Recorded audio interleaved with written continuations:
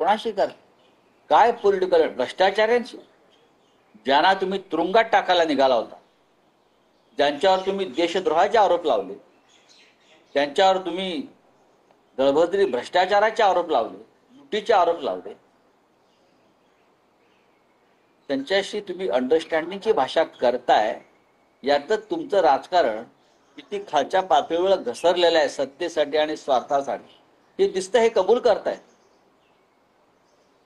जसे राष्ट्रवादी काँग्रेसचे 2 मेळावे आज पार पडतात वर्धापन दिनाचे, पुढच्या 10 दिवसात शिवसेनेचाही वर्धापन दिनाचा सोहळा येतो आहे. यंदा महापालिका निवडणुकांची पार्श्वभूमी आहे. काय विचार या मेळाव्यातून शिवसैनिकांना दिला जाईल, तुम्ही काय अपेक्षित मानता? शिवसेनेच्या प्रत्येक मेळाव्यात, स्थापना मेळाव्यामध्ये हा लढण्याचा विचार, भविष्यामध्ये शिवसेनेची पावलं कोणत्या दिशेने पडतील त्या संदर्भात शिवसेना प्रमुख विचार देत होते. आता माननीय उद्धव साहेब विचार देतात, पक्षप्रमुख. आणि मी आत्ताच तुम्हाला सांगतो, 19 जूनचा आमचा सोहळा हा विशेष असणार. विशेष कुठच्या अर्थात? विशेष म्हणजे विशेष, तुम्हाला त्या दिवशी कळेल. नाही, पण या मेळाव्यात राज ठाकरेंशी युती करण्यासंदर्भात काही ठोस भूमिका उद्धव ठाकरे अधिकृतपणे मांडू शकतील का?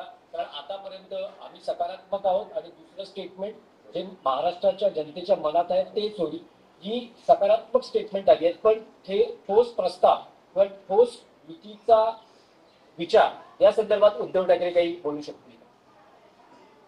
जर ते बोलणार असतील ते तुम्हाला मी का सांगू, ते सांग. ते शिवसेनेचे प्रमुख आहेत. काही महत्वाच्या निर्णयांसंदर्भात जाहीर करण्याची, घोषणा करण्याचा पूर्ण अधिकार हा शिवसेना प्रमुखांचा असतो. मला असं वाटतं की पक्षामध्ये अनेक विषयांवर चर्चा होत असते, या विषयावर सुद्धा झालेली आहे, यापुढे होत राहील काही काळ. पण 19 जूनचा शिवसेनेचा वर्धापन दिन हा महाराष्ट्रासाठी, मराठी माणसासाठी विशेष आणि खास आहे. संजय राऊत असत्याचं सत्य करू शकतात, जे अशक्याचं शक्य करू शकतात. संजय राऊत 2 भावांना एकत्र आणण्यासाठी चंदू मामा आमचे प्रिय आहेत. ते राजसाहेबांचे मामा आहेत किंवा उद्धव साहेबांचे मामा आहेत. त्यांना मी आता नाही, वर्षानुवर्ष आम्ही एकत्र आहोत. पण राजकीय विषयावरती मी आता बोलणार नाही.